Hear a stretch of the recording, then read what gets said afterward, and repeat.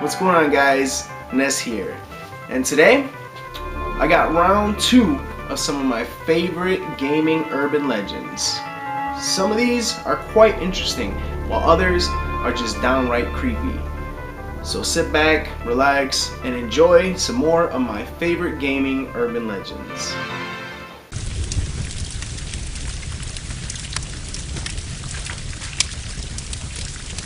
In 1989, a small game developer known as Carvana Corporation released a game for the PC known as Kill Switch.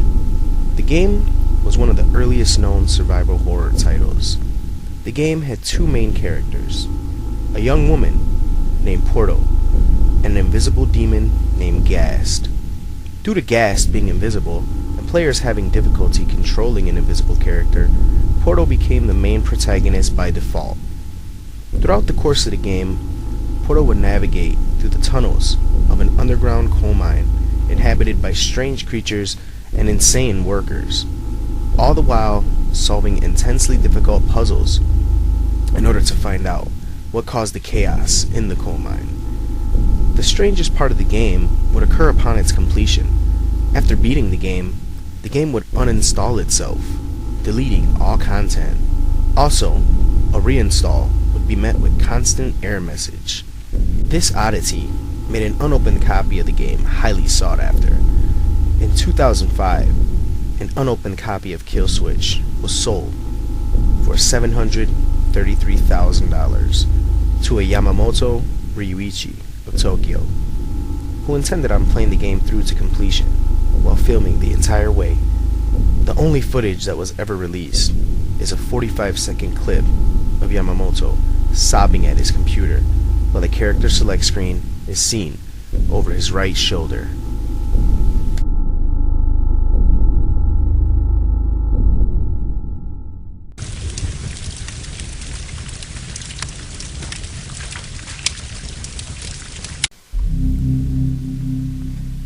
Berserk is considered by most to be one of the best multi-directional shooters of the arcade generation. The game's most iconic character is the simple smiley face named Evil Otto that comes out to zap the player if they take too long. In 1981, player Jeff Daly had just finished an intense game of Berserk. Shortly after walking away from the arcade cabinet, Jeff went into cardiac arrest, and soon after, died. In 1982, 18-year-old Peter Burkowski had just completed a 15-minute session of Berserk and collapsed dead after taking a few steps away from the machine. His death was also ruled a heart attack. Both players reportedly had encountered Evil Otto right before they completed their games and died.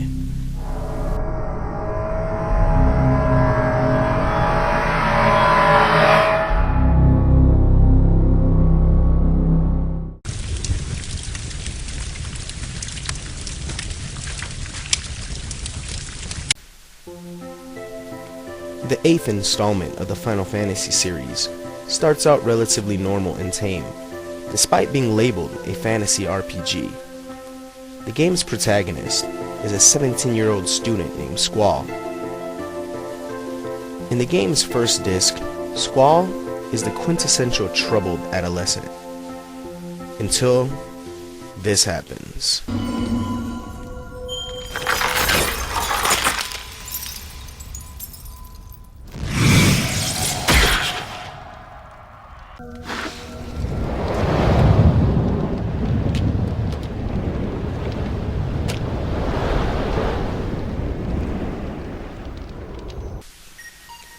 Immediately after this apparent life-threatening wound, Squall is awoken, with no sign of wound or bodily harm.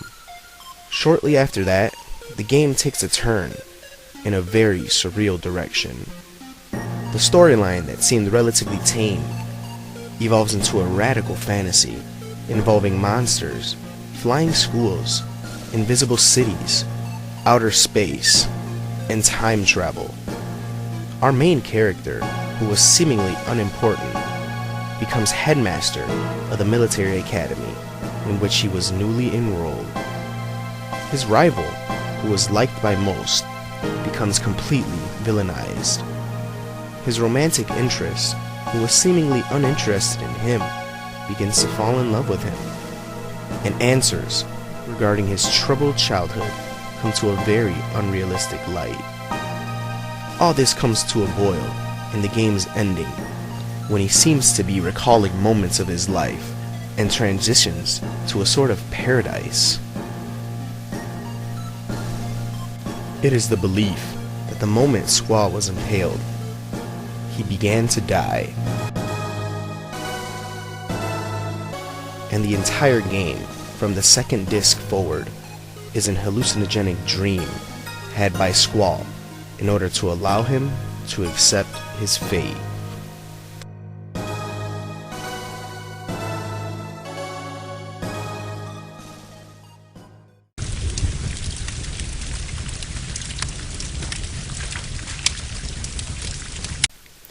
For quite some time, ROM hacks have provided players with lots of entertaining alternatives to some of their favorite retro games.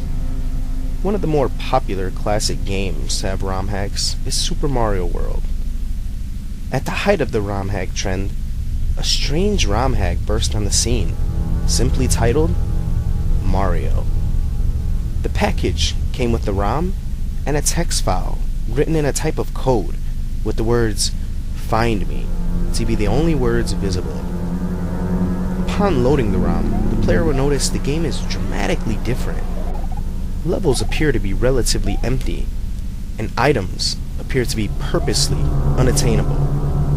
Also, message boxes either give cryptic binary messages or taunt the player.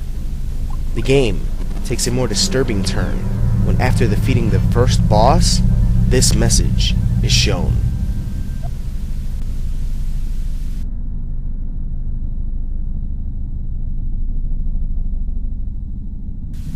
The game ends when Mario descends into darkness, and the player is left staring at a blank screen. As disturbing as this game was to play, something more disturbing occurred when a user recognized the code in the text document accompanying the ROM as an encrypted JPEG. When converting the file back to JPEG, this is what was visible.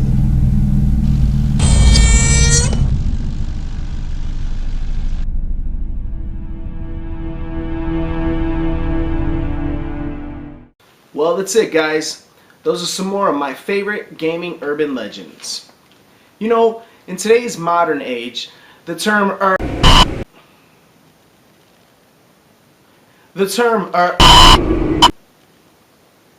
on second thought, till next time, this is Ness signing out.